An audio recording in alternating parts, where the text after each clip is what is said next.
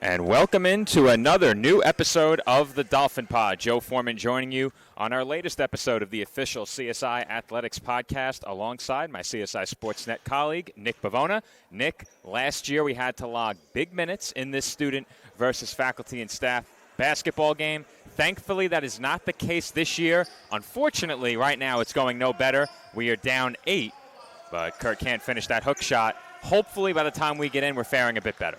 Yeah, we also see new men's coach Ashley Lambert in the game as well. She just forced a turnover, and unfortunately we could not get the finish on that one. But, yeah, hopefully a better case for us this year. Last year was a rough going for the staff in that game.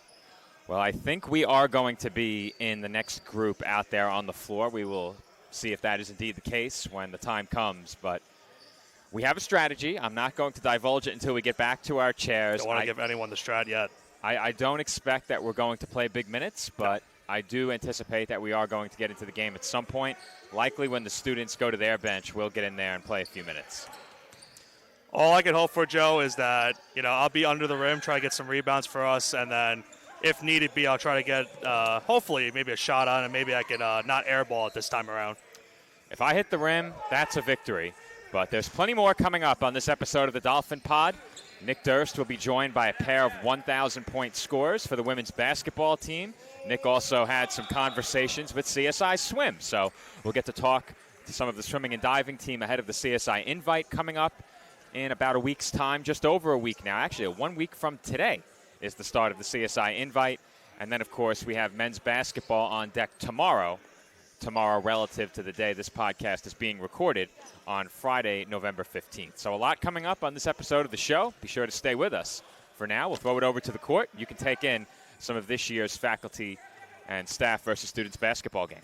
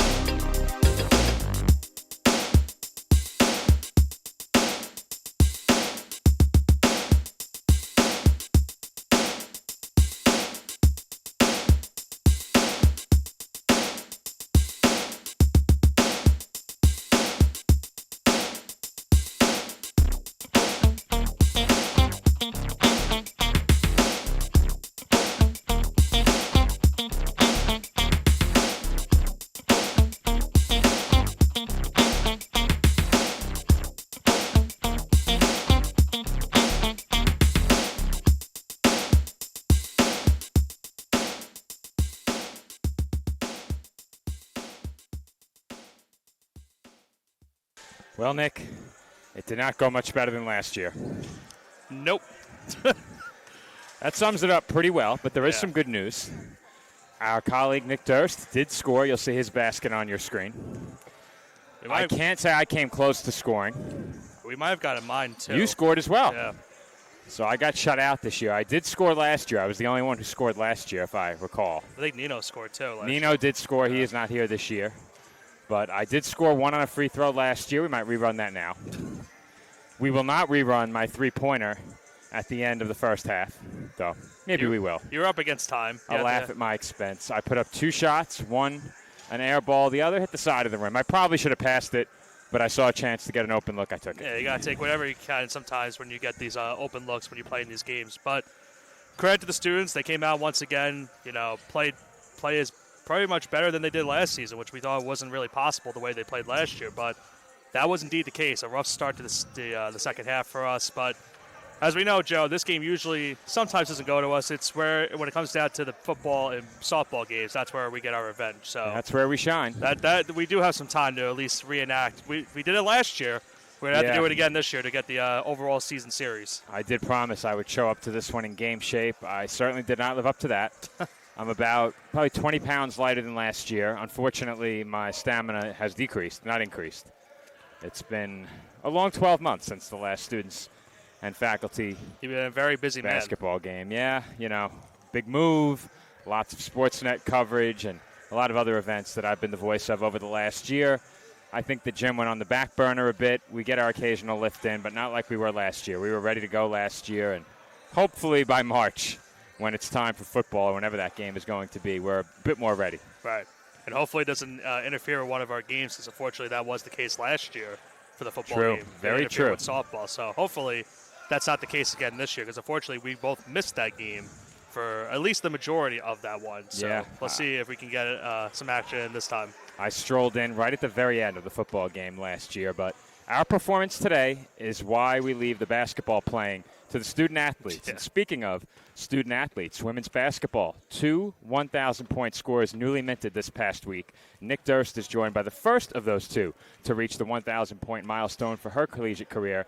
Amber Abusbeih joins our Sportsnet colleague, Nick Durst. Nick Durst here for CSI TV with Amber Abusbeih. And Amber, who says you can't go home? How does it feel playing back home in Staten Island for your graduate season? I'm super excited that I was able to come back home and play for my last year. Honestly, it was one of my goals to come back home, and I'm just happy to be back playing. So there are always going to be a trivia question in the future, and you're going to be the answer. Which CSI Dolphin scored their 1,000 career point in their first career game as a Dolphin? That's you. I know you were so excited to score 1,000 career points that you totally ran off the court and didn't come over for the post-game interview after you were the player of the game. But how did that feel? Your first game, your family was here, friends from Staten Island, to score 1,000 career points here in Staten Island, and overall, just looking back on your amazing career so far, what does that mean to you? It was extremely heartwarming. I'm so glad that I was able to have my family and my friends here. They brought posters, and after we all went out to eat. I'm so grateful, and the environment that we were playing in was awesome. Great crowd. I just want to thank my family, friends, and coaches for all their support along this journey. All right, well, Amber, congratulations, and we look forward to seeing you the rest of the season as a Dolphin. Thank you so much. I'm excited. Nick, obviously, Amber, not the only one to reach 1,000 points this past week. Unfortunately, she came up just 4 points short at home during the Women's Basketball Conference Challenge, but Jenalyse Alarcon did reach the 1,000-point milestone in CSI's last game on the road at Bloomfield. Yeah, and Alarcon, as we mentioned last time on the Dolphin Pod, Joe, a huge staple of this entire program, and congratulations to her for getting that 1,000th career point. And now for the Dolphins for the rest of the season, now obviously getting that big milestone. The next big milestone that she wants is obviously to get the Dolphins further into the postseason than they did the last 2 previous years. Fresh off her 1,000-point milestone, Jenalyse joins our Sportsnet colleague, Nick Durst. Nick Durst here for CSI TV with Jenalyse Alarcon from the women's basketball team. Jenalyse, 1,000 career points. How's it feel? It feels great. It's such a good accomplishment for me and my team. I mean, it definitely doesn't take just me scoring baskets. It definitely comes from assist and us moving the ball around and whatnot. So thankful for all my teammates who were able to help me get there. So it was nice. All right, plenty of games still to go. So we'll see how many points you can get. I know you were hoping to do it at home, but you did on the road. But your family was there to support you. So how did that feel? It was great. I loved having my family down there. I mean, tough environment, but I mean, I got to hear my family over everybody else, and it was nice. It was nice to be able to hit it away. But I mean, would I rather be home, of course, but it was still nice to be able to have that. We'll have to check with the sports information office here, but you might be the first 1,000 career point scorer in student government. Yeah. So what's your role in student government, and are you going to make it known to them at the next meeting that 1,000 points? So for student government, I'm a senator and a commissioner for the Non-Traditional Students Commission. So I kind of handle that branch of our student government, and we vote on things and whatnot. Our president actually is good friends with me, and he congratulated me, so he knows that I scored a 1,000 points. Yeah, Adrian's the best, but yeah, no, he congratulated me, so it might get brought up at the next meeting. We'll see. And I have to ask you, how does it feel when you get to this building every day, 1R, and you see your face up huge on the sign outside? Coming in at like 6 o'clock in the morning, seeing myself smile at me is like so just, I don't know. But I mean, it's nice to have. I mean, we see everybody else and all the other athletes, so it's good. But no, it's going to be here for like 10 years. Yeah. And my family takes pictures with it. My sister took one with her Dolphin onesie. Oh, okay. I hope that anybody else was able to see that on opening night, but she came in a Dolphin onesie and she came and took a picture with it. Yes. But I mean, and you live here, so you're not commuting. But when I commute into work, I have to drive to my office, and every third light pole is a picture of you. How does that make you feel? Yeah, that's definitely also really interesting. I mean, it's cool to have. I mean, it's something that everybody doesn't get to say that they got, so it's definitely special. But yeah, I'm not too fond of it. But well, Jenalyse, always humble. Congratulations on 1,000 career points. Thank you.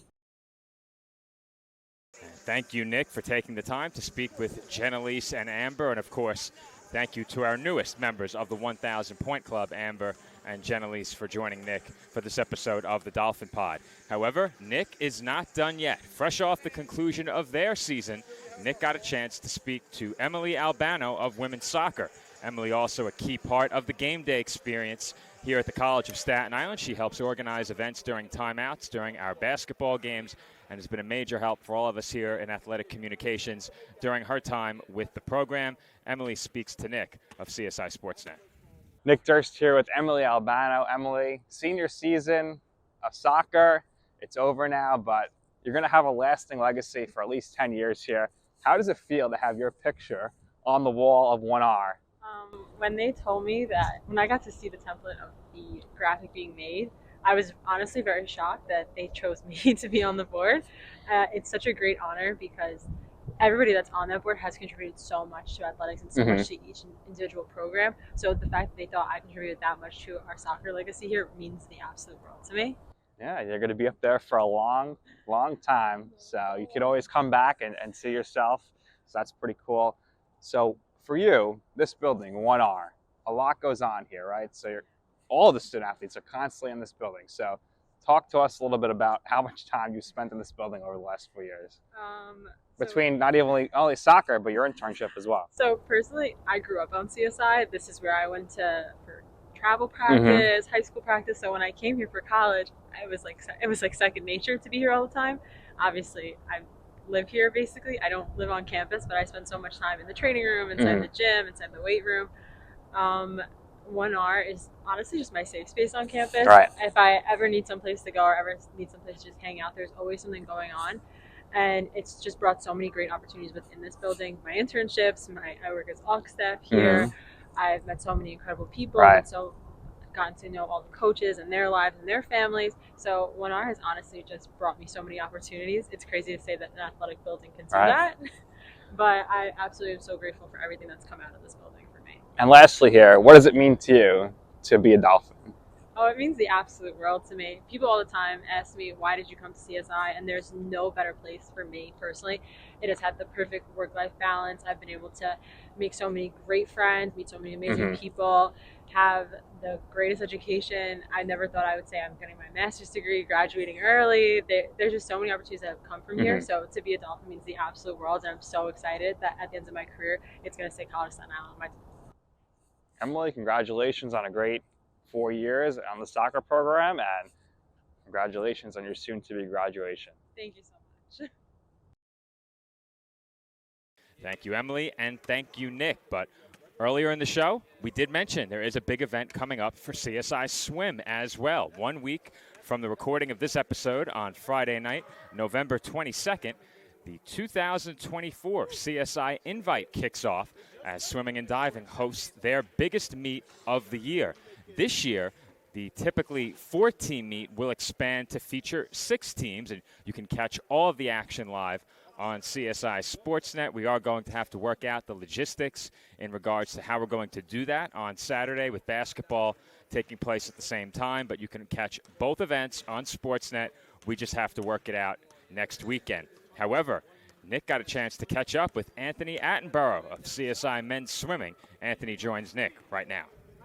Nick Durst here with Anthony Attenborough. Anthony, how does it feel to have your picture blown up on the side of 1R on that big poster? I love it. It was a great surprise. My coach sent me a text, and I was like, beautiful, love it. You're going to be there for like at least 10 years now, so Yeah, you can always say, I was Dolphin, there's the proof, right? So that's got to be pretty cool. What have your teammates thought about seeing your picture up there, or your family and friends? A lot of friends have been seeing it that go to CSI, and they loved it as well. My parents were very proud that I got to be up there. Very nice. So what does it mean for you to be a Dolphin? It means everything. I've been part of this program for 4 years, and I loved every second of it. And as far as the program is concerned, you guys are really taking a step forward this year, or even last year. So what does it mean to the program and your legacy, your teammates' legacy, for this program to continue to get stronger every year? And now you're getting so many recruits coming in internationally. So just talk to us a little bit about that. That's been nice. We got a lot of extra additions to the team, and definitely going to help us in the long run. And I think since I started out here as a freshman, we've definitely progressed in upwards direction, and I love to see that. And I'm trying as a captain this year to improve that as much as I can. All right, so right now we're in 1R. So you and your teammates spend most of your time in this building. What does this building mean to you? It means everything. We got the lounge, we got the gym, we got the bathrooms, the showers, everything. Love it here. All right, Anthony. Well, thank you for your time. Best luck the rest of the season, and early congratulations on your future graduation. Thank you very much. Appreciate it.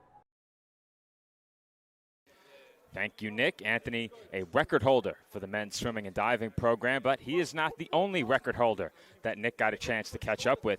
Nick is also joined by diver Jordan Swanson of CSI Women's Diving. She is obviously a highly esteemed program record holder, an NCAA Nationals participant last year, a qualifier each of the last 2 seasons, and now she joins Nick of CSI Sportsnet.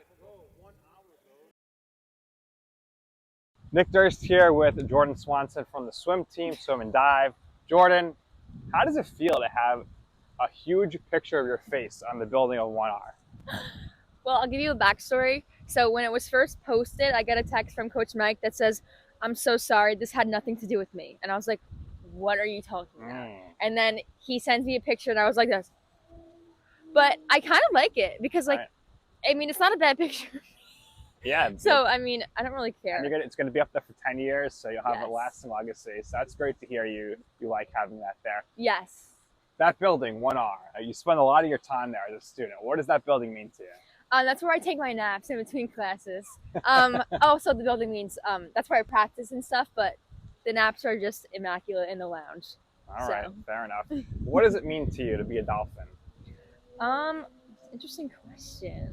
I'm going to have to think for this one. Okay. So we'll come back. We'll circle back to that. So talk to us about your hand injury here. How's that going to impact you in diving? Like almost 3 weeks ago, I was doing a 303C. It's a dive. And I opened up too early, and I smacked my hands on the diving board. And I fractured, I'm not going to put my middle finger in, I fractured my middle metacarpal. Yes. But luckily it's only 3 weeks, and I got it off on Tuesday. All right. So I'm going right back to practice. Right back to it. On Tuesday. All right, so I said we'd circle back. We circle back. What does it mean to be a Dolphin? Honestly, just the community is lovely. The coaches, the team camaraderie. I just think I'm very proud to be a Dolphin. Jordan, thank you for your time. Best luck the you. rest of the season, and an early congratulations on graduation. Thank you. Fins up. And thank you to Jordan for taking the time to speak with Nick. And, of course, thank you to Nick for all of the great work he does out of the CSI Communications Office, working alongside our longtime colleague David Pizzuto, helping to catch up with all of our student athletes and feature them through all different forms of programming beyond what we do here on Sportsnet. Nick also a critical part of our Sportsnet coverage during each and every Dolphins home game. But now for my partner on this episode of the Dolphin Pod, Nick Bivona, we have a lot coming up. If you're tuning in to our premiere, the CSI Invite is coming up next. If you're checking out this episode when it debuts, it will air for the first time ahead of night 1 of the CSI Invite on Friday, November 22nd. If you're tuning in during our premiere ahead of women's basketball, you're checking this episode out on Saturday. But, Nick, plenty to look forward to for swimming and diving and basketball coming up this weekend. Yeah, and for us, as of this recording on November 15th, we have men's tomorrow. So we'll know the result of that game by next week, obviously. Both teams off to a 1-2 start in terms of basketball-wise, Joe.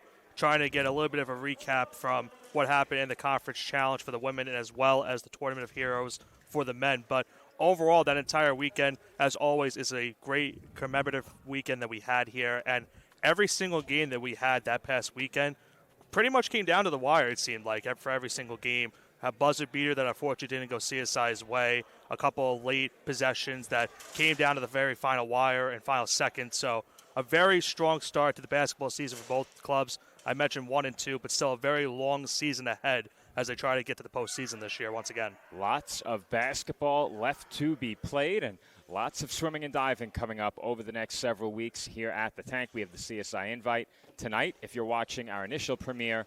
And tomorrow, once again, if you were watching on Friday, if you're tuning in ahead of women's basketball on Saturday the 23rd, we still have more swimming and diving coming up on a separate stream. If you're looking for basketball, you are in the right place.